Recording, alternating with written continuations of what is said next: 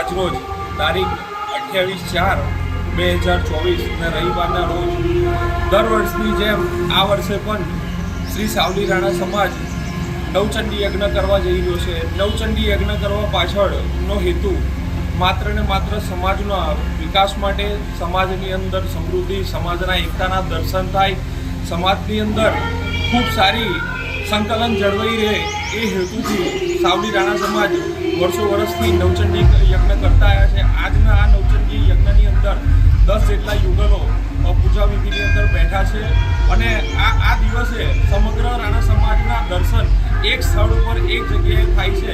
એટલે કરી પ્રત્યેક ઘર અને પ્રત્યેક નાગરિકનો સાથ અને સહકારથી